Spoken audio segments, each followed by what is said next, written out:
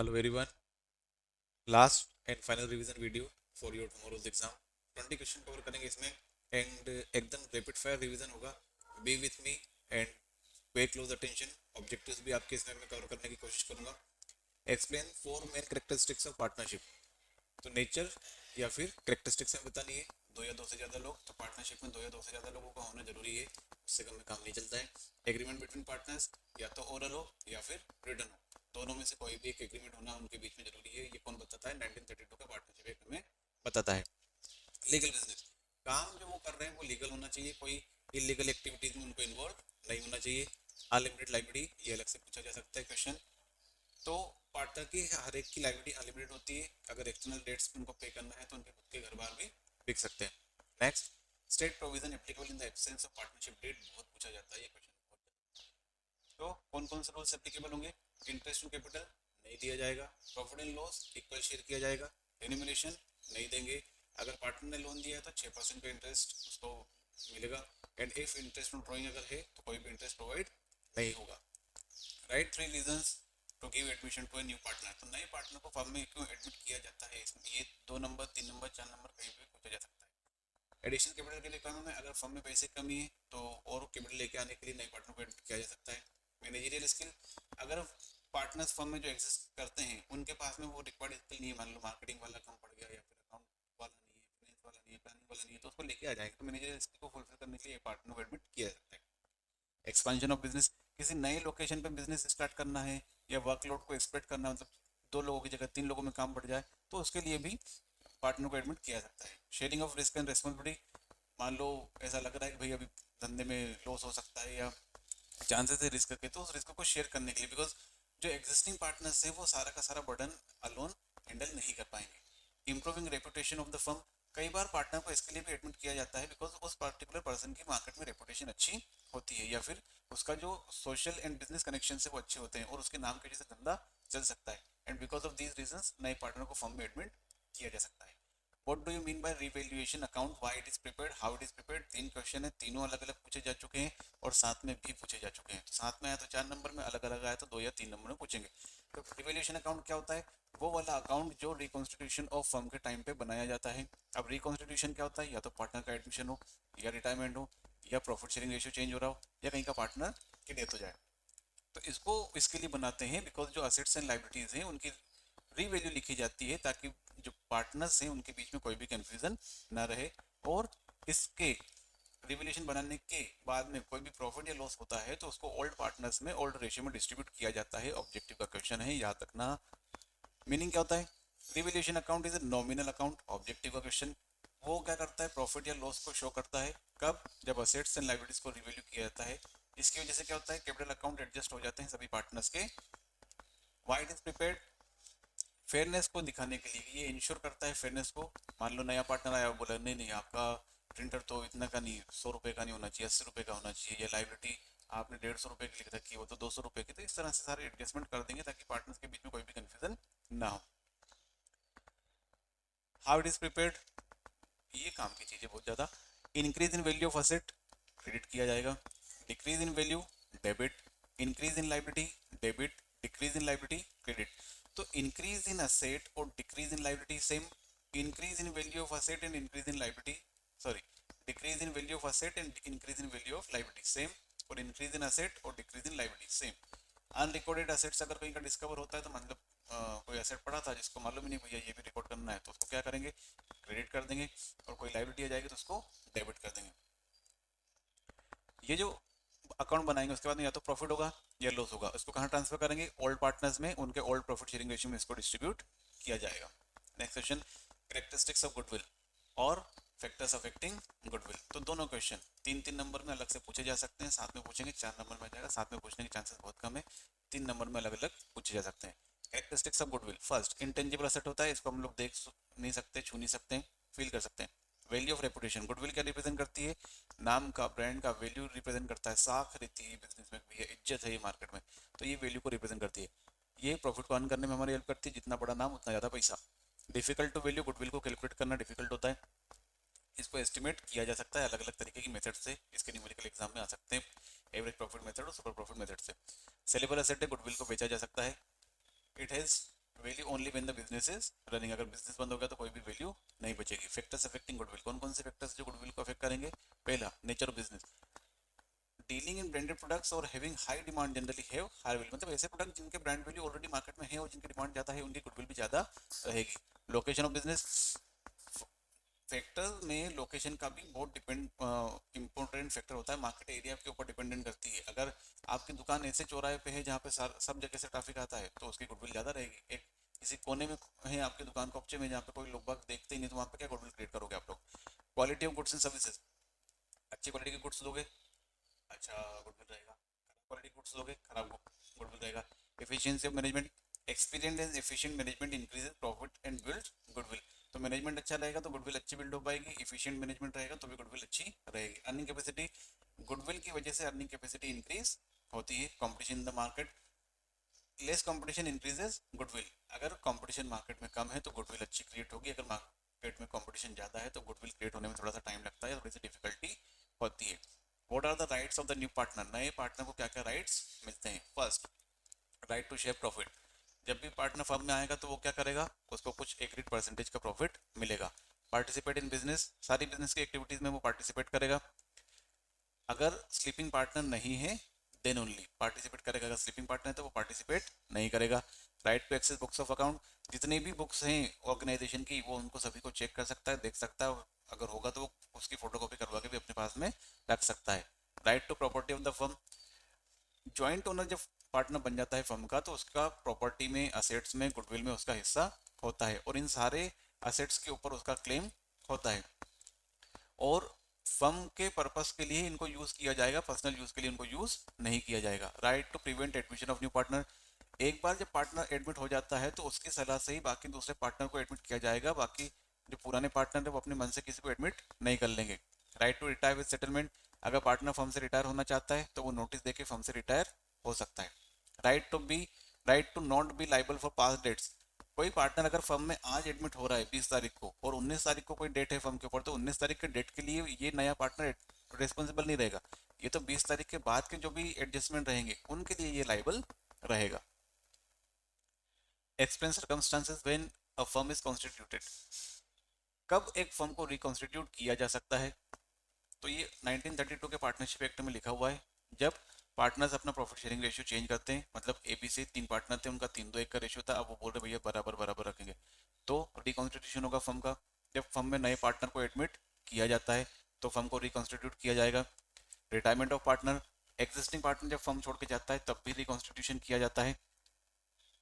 Death of partner, partnership automatically dissolve हो जाती है और इन सच केस वापस से नया बिजनेस करने के लिए रिकॉन्स्टिट्यूशन ऑफ, मतलब सेम बिजनेस को वापस से रन करने के लिए रिकॉन्स्टिट्यूशन करना पड़ता है। चेंज इन कैपिटल कंट्रीब्यूशन, अगर पार्टनर्स की कैपिटल इंक्रीज या डिक्रीज होती है इन सच केस क्या होगा, उनके राइट्स भी चेंज होंगे, उनका प्रॉफिट शेयरिंग रेशियो चेंज होगा, इसकी वजह से रिकॉन्स्टिट्यूशन करना पड़ेगा। Discuss the circumstances under which a partner can retire, तो कौन कौन सी कंडीशन की वजह से पार्टनर फर्म से रिटायर हो सकता है? पहला, ओल्ड एज या पुअर हेल्थ, मतलब या तो वो बूढ़े हो चुके हैं या फिर हेल्थ अच्छी नहीं है, ताकि काम ही नहीं कर पा रहा है, तो काम ही नहीं कर पा रहा बंदा तो फिर ऑर्गेनाइजेशन में रहकर क्या करेगा, तो वो रिटायर हो जाता है। पर्सनल रीजंस में भी कुछ फैमिली इश्यूज हैं, कुछ अलग इंटरेस्ट आ गया भैया, कुछ नया काम करना है उसको, तो वो फर्म से रिटायर हो सकता है। डिसएग्रीमेंट और कॉन्फ्लिक्ट, पार्टनर्स के बीच में मतभेद ज्यादा हो गए, लड़ाई झगड़े हो रहे हैं कंट्रीज बेसिस पे, then also they can anyone can partner retire from the firm. Financial need, a partner can retire to recover their investment for the personal financial, मतलब पार्टनर फर्म से रिटायर हो सकता है क्योंकि उसको पैसे की रिक्वायरमेंट है और उस पैसे की रिक्वायरमेंट के लिए वो फर्म से रिटायर हो रहा है ताकि फर्म उसको जो अमाउंट है वो पे कर दे, या फिर जो पैसा आएगा वो कहाँ पे, वो नए वेंचर में इन्वेस्ट करना चाहता है। Change in business structure, firm का कोई भी मेंबर फर्म से जा रहा है या नया पार्टनर फर्म में आ रहा है, डिसीजन मेकिंग में प्रॉब्लम्स क्रिएट हो रही है और इन सब स्ट्रक्चरल चेंजेस की वजह से जो पार्टनर है वो फर्म में नहीं रहना चाहता तो वो भी वो रिटायर हो सकता है। एज पर पार्टनरशिप डीड, पार्टनरशिप डीड में स्पेसिफिक है भैया इतनी एज का पर्सन, जैसे गवर्नमेंट की सर्विस में 60 साल का बंदा रिटायर हो जाता है तो वो स्पेसिफिक है, उसके बाद में वो, या फिर ड्यूरेशन कि भैया इतने साल की सर्विस रहेगी, जैसे आर्मी में होता है 15 ईयर्स ऑफ सर्विस या फिर 35 एज हो जाती है तो उनको रिटायर कर दिया जाता है, तो या तो ड्यूरेशन या एज कंप्लीट हो जाएगा, उनका काम पूरा हो जाएगा जिस काम के लिए वो एडमिट साथ में आए थे, तो वो फर्म से रिटायर हो सकते हैं। What the order of payment at the time of dissolution, most important question है ये, बहुत पूछेंगे। पेमेंट ऑफ द फर्म, तो क्या क्या रहेगा, जब फर्म डिसॉल्व होगी उस टाइम पे ऑर्डर ऑफ पेमेंट क्या रहता है? First, firm's debt to outsider creditors, मतलब थर्ड पार्टी लाइबिलिटीज जो रहेंगी, क्रेडिटर्स जो रहेंगे पार्ट फर्म के, पहले उनका अमाउंट पे किया जाता है। First, outside liabilities such as creditors, bills payable, bank overdraft, other third party liabilities, ये सारे नाम आपको याद रखना है। That is the reason I am reading it. These have highest priority because outsider must be paid before partners receive any amount, मतलब partner को पैसा मिले उसके पहले थर्ड पार्टी की लाइबिलिटीज को पे आउट किया जाता है, हाईएस्ट प्रायोरिटी इनको दी जाती है। Repayment of partner's loan to the firm, अगर किसी पार्टनर ने फर्म को लोन देके रखा हो, देखो कोई पार्टनर है ए और उसकी वाइफ है मिसिस ए, तो ए का लोन बाद में देंगे, मिसिस ए का लोन पहले देंगे, तो ये थर्ड पार्टी हो गया। ये पूछ सकते हैं भैया ऑब्जेक्टिव में, क्योंकि पेपर में अभी जो ऑब्जेक्टिव्स आ रहे हैं वो कुछ तो भी आ रहे हैं, तो ऐसे क्वेश्चन पूछे जा सकते हैं। Repayment of partner's loan to the firm after outside, मतलब पहले थर्ड पार्टी लाइबिलिटी पे कर दी, उसके बाद में जो लोन दिया हुआ है पार्टनर ने उसको पे किया जाएगा। Partner's loan get priority over partner's capital, मतलब लोन पहले पे किया जाएगा, कैपिटल बाद में पे की जाएगी, बट आफ्टर आउटसाइड क्रेडिटर। तो क्या हो गया, पे करने का तरीका ये भी पूछा जा सकता है, अरेंज कर दो आप कि पेमेंट किस तरह से किया जाएगा। तो आउटसाइड द क्रेडिटर सबसे पहले, उसके बाद में पार्टनर का लोन, और उसके बाद में पार्टनर की कैपिटल, तो ये रैंक हो गई। सो ये इसको सबसे पहले, इसको दूसरे नंबर पे, इसको तीसरे नंबर पे। Settlement of partner's capital, the remaining balance is used to pay partner's capital, मतलब ये दे दिया, आउटसाइडर लाइबिलिटी दे दी, पार्टनर का लोन दे दिया, अब जो बचा उससे फिर क्या करेंगे, पार्टनर की कैपिटल देंगे। Partner with credit balance receive money, partner with debit balance must contribute to the firm, मतलब ऐसा पार्टनर जिसका क्रेडिट डेबिट का बैलेंस निकल के आ गया वो क्या करेगा, वो फर्म को पैसे देगा, और वो वाला पार्टनर जिसका क्रेडिट का बैलेंस है वो फर्म से पैसा लेके चला जाएगा। डिस्ट्रीब्यूशन ऑफ सरप्लस, अगर ये सारे एडजस्टमेंट करने के बाद में कोई पैसा बचता है तो उस पैसे को क्या बोलेंगे, अपन लोग प्रॉफिट बोलेंगे, सरप्लस रहेगा, और सरप्लस को प्रॉफिट शेयरिंग रेशियो में डिस्ट्रीब्यूट कर दिया जाएगा among the partners. Under what circumstances a court में order for the dissolution of a firm, जबरदस्त क्वेश्चन है ये भी। तो कई बार क्या होता है, कोर्ट बोल देता है भैया ये ऑर्गेनाइजेशन काम नहीं कर सकती, या फिर इसको बंद करना पड़ेगा। क्या क्या हो सकता है, परमानेंट इनकेपेसिटी हो गई पार्टनर की, या फिर पार्टनर पागल हो गया अनसाउंडनेस ऑफ माइंड की वजह से, कोई मिसकंडक्ट करते हुए मिल गए वो, या फिर कंटिन्यूस लॉसेस उनको सफर हो रहा है। तो कोर्ट ये इंश्योर करता है कि सारे पार्टनर्स को जस्टिस मिले to protect their interest ending such workplace workable partnership. तो इसके केस में मतलब या तो पार्टनर कैपेबल नहीं है, या अनसाउंड माइंड का हो गया, या मिसकंडक्ट कर रहे हैं, या कंटिन्यूस लॉस हो रहा है, तो सारे पार्टनर्स के राइट्स को प्रोटेक्ट करने के लिए क्या होता है, ऐसी पार्टनरशिप को खत्म कर दिया जाता है। कौन कौन से ग्राउंड्स होते हैं जिनके बेसिस पे कोर्ट ऑर्डर कर सकता है, when a partner became insane, when any of the partner became handicapped और permanently disabled, when any of the firm's partner wilfully breaches agreement, मतलब जानबूझ के एग्रीमेंट को तोड़ रहा है, in that case when there is a possibility of losses regularly in the firm's business, अगर firm का रेगुलर बेसिस पे लॉस हो रहा है तो भी इसको ब्रीच किया जा सकता है, तोड़ा जा सकता है। Explain the situation where a firm is compulsorily dissolved, पूछा जाता है ये वाला क्वेश्चन भी, कि कब फर्म को कंपलसरी डिसॉल्व कर दिया जाएगा। First, insolvency of all partner, सारे के सारे पार्टनर दिवालिया घोषित हो गए, मतलब पैसे नहीं बचे उनके पास, धंधा बंद हो जाएगा। अनलॉफुल बिजनेस, काम कुछ और करना चाहते थे लेकिन इलीगल एक्टिविटीज में इन्वॉल्व हो गए तो भी धंधा बंद हो जाएगा। Compulsory by law, there are some reason जो अपन ऊपर पढ़ के आए, उनकी वजह से भी इसको बंद किया जा सकता है। अकस it is impossible to continue the business legally such as cancellation of licence, मतलब licence ban on the product sold, मतलब वो जो प्रोडक्ट बेच रहे थे उसके ऊपर गवर्नमेंट ने बैन लगा दिया, ऐसे केसेस में फर्म को कंपलसरी बंद कर दिया जाता है। या फिर किसी दुश्मन देश का जो पार्टनर है, किसी दुश्मन देश का जो नागरिक है, सिटीजन है, वो फर्म का पार्टनर बना हुआ है, तो इन सच केस ऑल्सो फर्म को कंपलसरी डिसॉल्व किया जा सकता है। Explain the rules as per Partnership Act 1932 are to be followed for closing of accounts. Pay attention for this question. यहाँ पर आपको दो केसेस मिलेंगे, एक लॉस का, एक असेट का, कि लॉसेस को किस तरह से ट्रीट करेंगे at the time of dissolution और असेट्स को किस तरह से यूटिलाइज करेंगे at the time of dissolution. तो ये दोनों क्वेश्चन अलग से 3-3 नंबर में कई बार पूछे जा चुके हैं। मतलब आप जैसे कई सारे पेपर वाले रहते हैं ना, जो वायरल क्वेश्चन दिन भर चिल्ला चोट कर देते हैं, वैसे क्वेश्चन है ये। Dissolution of partnership firm leads to discontinuation of business, तो पार्टनर जब बंद होगा फर्म तो क्या होगा, धंधे बंद हो जाएंगे, डिसकंटिन्यू हो जाएगा बिजनेस, और सारे अकाउंट्स को क्लोज कर दिया जाएगा। अब 1932 का पार्टनरशिप एक्ट क्या बोलता है कि लॉसेस को कैसे ट्रीट करना है, उसने बता दिया भैया ये तरीके हैं। सबसे पहले क्या करेंगे, पे all it's losses including deficiency of capital. तो सबसे पहले जो लॉसेस हैं, लाइबिलिटीज, उनको पे ऑफ किया जाएगा। तो सबसे पहले कहाँ से पे करेंगे? प्रॉफिट में से। अगर प्रॉफिट कम पड़ गया तो कहाँ से करेंगे? कैपिटल से। अगर कैपिटल से भी कम पड़ गया तो फिर क्या करेंगे? पार्टनर्स बोन करेंगे। और किस रेशियो में बोन करेंगे? इनके प्रॉफिट शेयरिंग रेशियो में। तो अगेन पहले जो लाइबिलिटीज पे ऑफ करने का था उसमें मैंने आपको एक सीक्वेंस बताया था, यहाँ पे भी बता रहा हूँ। सबसे पहले जो लॉसेस है उसको कहाँ से रिकवर किया जाएगा? प्रॉफिट से। प्रॉफिट के बाद में कैपिटल से। कैपिटल के बाद में पर्सनल असेट्स को यूटिलाइज किया जाएगा। assets का utilization, the assets of the firm and the contribution made by the partners in the assets of the firm meet the deficiency of capital will be utilized in the following manner। इस तरह से इनको utilise करेंगे। पहला, other liabilities of the firm, तो third party liabilities को पे करने में इनका यूज किया जाएगा। थर्ड पार्टी लाइबिलिटीज में क्या क्या आता है ये नाम आप याद रखेंगे, मैं बार बार बोल रहा हूँ आपको। Creditors, bank loan, bills payable, bank overdraft. Secured creditors are given preference in comparison to unsecured creditors. True false में पूछा जा सकता है ये कि सिक्योर्ड जो क्रेडिटर्स रहेंगे उनको प्रेफरेंस दिया जाता है या secured creditors are not given preference. True और फॉल्स बताओ मुझे। If any partner has given loan और एडवांस टू द फर्म, तो फिर उसको मतलब पार्टनर ने अगर लोन देके रखा है तो उसको पे किया जाएगा। After payment loan account of partner the remaining amount is distributed among the partners. तो सेम वही चीजें हैं लेकिन मैंने लगे तो यहाँ पे बोलने का पूछने का। In case any amount is left after payment all the liabilities, सारा अमाउंट पे करने के बाद में अगर कोई पैसा बच जाता है तो इसको प्रॉफिट शेयरिंग रेशियो में पार्टनर्स के बीच में डिस्ट्रीब्यूट कर दिया जाएगा। Four characteristics of company, 2 number में 3 नंबर में सब में पूछा जा सकता है। 2 कैरेक्टरिस्टिक्स 3 कैरेक्टरिस्टिक्स 4 यहाँ पे मैंने दिया आपको, 4 नंबर में कभी पूछ लेता हूँ। First, legal artificial personality. तो कंपनी क्या होती है? एक लीगल इंडिपेंडेंट लीगल एग्जिस्टेंस इसका होता है। Voluntary association.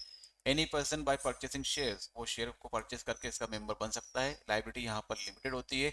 And representative arrangement, representative of the member look after the management, मतलब जो मेंबर्स रहेंगे वो क्या करेंगे? कंपनी के सारे मैनेजमेंट को देखेंगे। और इनको क्या कहा जाता है? डायरेक्टर्स कहा जाता है। वन वर्ड में आपसे पूछ सकते हैं ये क्वेश्चन कि उनको क्या कहते हैं। मे भी वीडियो में थोड़ी आवाज आपको ऊपर नीचे लगे, पिच एंड टोन ऊपर नीचे हो सकते हैं, तो थोड़ा सा मैनेज कर लेना यार। Explain the procedure of forfeiture of share. भैया ये भी जबरदस्त क्वेश्चन है यार। What steps are necessary for the forfeiture of share. तो सबसे पहले क्या करेंगे? लिस्ट प्रिपेयर करेंगे किन किन लोगों ने पैसे अभी तक नहीं दिए, डिफॉल्टर्स की। देन उनको नोटिस भेजेंगे, भैया पैसे दे दो हमारे। देन उनको इशू करेंगे रिमाइंडर कि भैया तुमने अभी तक पैसे नहीं दिए, वापस से एक बार और बोलेंगे भैया फाइनल नोटिस दे रहे हैं, पैसे दे दो यार। फिर भी पैसे नहीं दे देंगे तो क्या करेंगे? फिर रिजोल्यूशन पास किया जाएगा बोर्ड मीटिंग में और उनके शेयर्स को फॉरफिट किया जाएगा। रीड पूरा कर लेना, ज़्यादा कंटेंट कुछ खास है नहीं। इतनी चीज़ों को अगर आप समझ के, आपकी इंग्लिश अच्छी है और अगर आप सेंटेंसेस बना सकते हो तो इतना समझ के आप सेंटेंस आराम से बना दोगे। Explain the types of debentures. ये भाई इसमें क्या होता है ना, ये on the basis of security, on the basis of registration, ये दो दो नंबर में पूछे जाते हैं आपसे। On the basis of security क्या है? सिक्योर डिबेंचर्स, वो वाले डिबेंचर्स जो असेट सिक्योर्ड हैं against the assets of the company, इनको क्या कहेंगे? सिक्योर डिबेंचर्स कहेंगे। अनसिक्योर्ड क्या होगा? जो सिक्योर्ड नहीं है, इनको नेकेड डिबेंचर्स भी कहा जाता है। अनसिक्योर्ड को नेकेड डिबेंचर्स के नाम से भी जाना जाता है। On the basis of registration, registration के बेसिस पे डिबेंचर्स कैसे होंगे? The name and address of the debenture holder are recorded in the company's registered. Debentures can be transferred only through a proper transfer deed. तो registered वो वाले होंगे जिनका नाम कंपनी के रजिस्टर में लिखा हुआ है, और बेयर डिबेंचर वो रहेंगे जिनकी सिर्फ डिलीवरी के बेसिस पे रहता है, इनका कोई रिकॉर्ड मेंटेन करके नहीं रखते, इनका नाम रजिस्टर में नहीं लिखते हैं, तो ये अनरजिस्टर्ड। रजिस्टर्ड का नाम रजिस्टर में लिखेंगे, इसके लिए वो रजिस्टर्ड होते हैं। On the basis of convertibility, convertible debentures कौन से होते हैं? वो वाले डिबेंचर जिनको कन्वर्ट किया जा सकता है इक्विटी शेयर्स में, उनको बोलेंगे कन्वर्टिबल। जिनको नहीं कर सकते उनको बोलेंगे non convertible. On the basis of redemption, वो वाले डिबेंचर्स जिनको are repayable after specific period, वो redeemable. Not repayable during the lifetime of the company, irredeemable. मतलब आप समझ रहे हो ना डिफरेंस, बहुत छोटी छोटी चीजें हैं कि अगर शेयर्स को रिडीम किया जा सके स्पेसिफिक पीरियड के बाद में तो रिडीमेबल, लाइफ टाइम में रिडीम नहीं कर पा रहे हैं तो इरिडीमेबल हो जाएगा। Explain the characteristics of debenture. Return acknowledgement of debt, तो डिबेंचर क्या होता है? एक सर्टिफिकेट होता है जिसके ऊपर लिखा होता है भैया हमने इनसे इतना इतना पैसे लिए हैं, इसको इतना ब्याज मिलेगा, इंटरेस्ट प्रोवाइड किया जाएगा। तो ये रिटर्न एक्नॉलेजमेंट होता है डेट का। Fixed rate of interest, debenture holders को इंटरेस्ट पे किया जाता है, डेट टू फिक्स्ड रेट पे। Debenture holders are creditor of the company, तो ये वो लोग होते हैं जिन्होंने कंपनी को उधार पे पैसा दिया होता है। ओनर नहीं होते। ओनर कौन होते हैं? इक्विटी शेयर होल्डर्स होते हैं owner. Priority in payment, in case of liquidation अगर कंपनी खत्म हो रही है तो debenture holders are paid before share holder, तो शेयर होल्डर के पहले इनको पे किया जाता है। Explain the limitation of financial statement, ये वाला जो चैप्टर है ना इसमें से ये क्वेश्चन पूछा जा सकता है, बिकॉज बाकी और तो कुछ मुझे लगा नहीं 2 नंबर में कहीं की डेफिनेशन आ जाए तो आ जाए। तो फाइनेंशियल स्टेटमेंट की लिमिटेशंस क्या है, ये हिस्टोरिकल डेटा के ऊपर डिपेंडेंट होता है, मतलब बेस होता है इसके ऊपर हिस्टोरिकल डेटा के ऊपर। Assets are recorded at their original cost not at the current market price, तो हो सकता है कोई असेट है जिसकी पहले वैल्यू कम थी, मान लो कोई बिल्डिंग है उसकी हिस्टोरिकल कॉस्ट रख दी, अब आज के टाइम पे उसकी वैल्यू ज्यादा हुई है तो फिर गड़बड़ होती है, तो ये एक लिमिटेशन है इसकी। Ignore price level changes, market में कई सारे फैक्टर्स ऐसे रहते हैं जो चेंज होते रहते हैं और उसकी वजह से प्राइस लेवल भी चेंज होता है, जैसे कि इन्फ्लेशन या डिफ्लेशन, और ये स्टेटमेंट इन प्राइस लेवल्स को इग्नोर करके चलता है, ये एक लिमिटेशन है इसकी। Possibility of window dressing, window dressing क्या होती है, मतलब मैनिपुलेशन करना अपने हिसाब से, तो ये हो सकता है कि मैनेजमेंट अपने फाइनेंशियल स्टेटमेंट को अच्छा दिखाने के लिए कुछ लीपापोती कर दे, और इस लीपापोती को कहा जाता है विंडो ड्रेसिंग, और इसकी वजह से क्या हो जाता है उस स्टेटमेंट के ऊपर रिलायबिलिटी थोड़ी सी कम हो जाती है, भरोसा थोड़ा सा कम हो जाता है। इनकम्प्लीट इन्फॉर्मेशन, ये सारी इंफॉर्मेशन प्रोवाइड नहीं करते हैं सारे ट्रांजेक्शन्स की, और इंपॉर्टेंट फैक्ट्स आर इधर समराइज्ड और कंप्लीटली ओमिटेड, तो यहाँ पे क्या होता है उनकी समरी प्रोवाइड की जाती है, या फिर कई सारे ट्रांजेक्शन्स को इग्नोर कर दिया जाता है, ओमिट कर दिया जाता है, छोड़ दिया जाता है। Do not show qualitative information, yes, यहाँ पर सारी मॉनिटरी वैल्यू को रिकॉर्ड किया जाता है या क्वांटिटेटिव वैल्यूज को रिकॉर्ड करेंगे, तो ये क्वालिटेटिव इन्फॉर्मेशन को तो दिखाएंगे नहीं कि भैया एम्प्लॉय की कितनी अच्छी एफिशिएंसी है, उसकी मैनेजरियल स्किल कितनी अच्छी, कस्टमर का सेटिस्फेक्शन कितना है, ब्रांड वैल्यू कैसी है, उसके बारे में ये बात ही नहीं करता है, तो क्वालिटेटिव इन्फॉर्मेशन को ये कंप्लीटली इग्नोर करके चलता है। Explain the importance of financial statement, financial statement की इंपॉर्टेंस हमें बतानी है। First importance for share holders, तो शेयर होल्डर्स को पता चलता है कि ऑर्गेनाइजेशन की प्रॉफिटेबिलिटी क्या है, फाइनेंशियल पोजीशन कैसी है, कब, जब उनके पास में फाइनेंशियल स्टेटमेंट होगा कंपनी का, एंड उसके बेसिस पे वो डिसीजन ले पाएंगे कि उनको ऑर्गेनाइजेशन में इन्वेस्ट करना है या नहीं करना है, और उनको डिविडेंड मिल पाएगा या नहीं मिल पाएगा, जो भी इन्वेस्टमेंट रिलेटेड सारे डिसीजन है शेयर होल्डर्स को कहाँ से पता चलेगा, फाइनेंशियल स्टेटमेंट से। Importance for creditors and lenders, creditors और बैंक जो रहते हैं उनको पता चलेगा जब फाइनेंशियल स्टेटमेंट देखेंगे कि ये ऑर्गेनाइजेशन पैसे वापस दे पाएगी, लोन को रीपे कर पाएगी या नहीं कर पाएगी। इंपॉर्टेंस फॉर मैनेजमेंट, मैनेजमेंट को पता चलता है भैया प्लानिंग कैसे करनी है, कंट्रोलिंग क्या होगा, डिसीजन कौन कौन से लेने हैं, ये सारी चीजों का इवेल्युएशन कब कर पाएंगे, जब फाइनेंशियल स्टेटमेंट होगा। गवर्नमेंट के लिए क्या इंपॉर्टेंस है, ये टैक्स को असिस्ट करने में हेल्प कर सकती है ऑर्गेनाइजेशन की, एंड कोई भी लीगल रूल्स एंड रेगुलेशंस को जो फॉलो करवाना है वो फाइनेंशियल स्टेटमेंट के जरिए हो पाएंगे। Importance for investors, investors study financial statement before investing their money, और इससे उनको क्या हेल्प मिलती है, कंपेयर कर सकते हैं एक कंपनी को दूसरी कंपनी के साथ में, एंड बेस्ट इन्वेस्टमेंट ऑप्शन को वो सिलेक्ट कर सकते हैं। Explain the objectives and limitation of cash flow statement, तो अगेन ये भी 2 क्वेश्चन है आपके लिए, ऑब्जेक्टिव का क्वेश्चन अलग से पूछा जाता है एंड लिमिटेशन का अलग अलग से। To show cash inflows and outflows, तो main objective cash flow statement का ये रहता है कि भैया वो बता दे हमें कि भैया कैश का इनफ्लो और आउटफ्लो कैसा हो रहा है in accounting period. It records how cash is received and spent. To explain changes in cash position, increase या डिक्रीज अगर होगा कैश बैलेंस में तो पता चल जाएगा बैलेंस शीट के अंदर। Analyse operating investing and financing activities, तो इस स्टेटमेंट के जरिए ऑर्गेनाइजेशन क्या करती है, पता करती है operating investing and financing activities को, पता चलता है कैश कहाँ से जनरेट हो रहा है और उसका खर्चा कहाँ कहाँ पर हो रहा है। तो help in financial planning, statement के जरिए ऑर्गेनाइजेशन के पास में ये हेल्प कर देता है उसकी बजटिंग में, प्लानिंग में एंड कंट्रोलिंग में related to funds. Next, limitations, ये इग्नोर करता है नॉन कैश ट्रांजेक्शन को, यहाँ पर सारे कैश के ट्रांजेक्शन होते हैं और नॉन कैश ट्रांजेक्शन को इंक्लूड नहीं करता है, जैसे कि डेप्रिसिएशन और गुडविल, तो ये सही साट आपको जानकारी नहीं दे पाएगा। Does not show profitability, cash flow statement हमें ये एक्चुअल प्रॉफिट या लॉस नहीं बताता, ये सिर्फ क्या बताता है कि भैया इनफ्लो और आउटफ्लो कैसा है।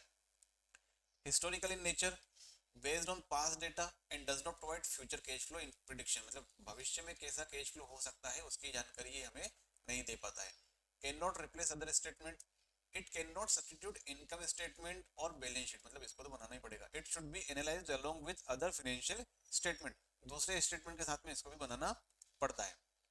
Next, cash flow end fund flow में डिफरेंस, इस चैप्टर से ये क्वेश्चन मुझे लगता है सबसे ज्यादा इंपॉर्टेंट है। कैश फ्लो स्टेटमेंट क्या होता है, ये इनफ्लो और आउटफ्लो को बताता है, फंड फ्लो स्टेटमेंट क्या बताता है? ये मूवमेंट ऑफ फंड्स को बताता है, स्पेसिफिकली वर्किंग कैपिटल। इसका फोकस कहाँ रहता है? कैश के ट्रांजेक्शन के ऊपर। इसका फोकस कहाँ पे रहता है? वर्किंग कैपिटल में क्या क्या चेंजेस हो रहे हैं उसको एनालाइज करने में। ऑब्जेक्टिव लिक्विडिटी पोजीशन को एनालाइज करता है और ये फाइनेंशियल पोजीशन को एनालाइज करता है। एक और पॉइंट यहीं से निकाल लेंगे, अवेलेबिलिटी ऑफ कैश को भी बता देता है, अवेलेबिलिटी ऑफ वर्किंग कैपिटल को भी बता देता है। तो यहाँ से 2 पॉइंट आप निकाल सकते हो। कैश फ्लो स्टेटमेंट प्रिपरेशन का बेसिस क्या रहता है? कैश और बैंक के ट्रांजेक्शन, जबकि ये changes in current assets and current liabilities के बेसिस पे इसको प्रिपेयर किया जाता है। Usefulness short term financial planning में ये हेल्प करता है और कैश के मैनेजमेंट में हेल्प करता है, जबकि फंड फ्लो स्टेटमेंट क्या करेगा? लॉन्ग टर्म फाइनेंशियल प्लानिंग में हेल्प करेगा और कैपिटल के इन्वेस्टमेंट के डिसीजन को इम्पेक्ट करता है। इसको अकाउंटिंग स्टैंडर्ड 3 के थ्रू बनाना जरूरी रहता है, कंपलसरी है ये, और ये ऑब्जेक्टिव में भी पूछा जा सकता है। फंड फ्लो स्टेटमेंट कोई प्रिस्क्राइब नहीं है अकाउंटिंग स्टैंडर्ड इसके लिए। तो ये सारे क्वेश्चन आपके कवर होते हैं। अलोंग विद दीज क्वेश्चंस मैंने शॉर्ट्स डाले हुए हैं डिफरेंसेस के, आप उन्हें भी देखिएगा। एंड एक last and final revision video जिसमें सिर्फ क्रैश कोर्स होगा, आधे घंटे में सारे अकाउंट्स के मोस्ट इंपोर्टेंट कॉन्सेप्ट्स जो कि ऑब्जेक्टिव में आपकी हेल्प करने वाले वो भी मैं बनाऊंगा। तो 8 बजे के आसपास वो वीडियो भी अपलोड हो जाएगा, आप उसको भी देखना। तो 20 क्वेश्चन ये सारे डिफरेंसेस और रात को 8 बजे वाला वीडियो, ये 3 आपने देख लिया, आपके 80 नंबर कहीं नहीं जाएंगे। सब्सक्राइब करना एंड वीडियो को शेयर करना अपने फ्रेंड्स के साथ में। Thank you.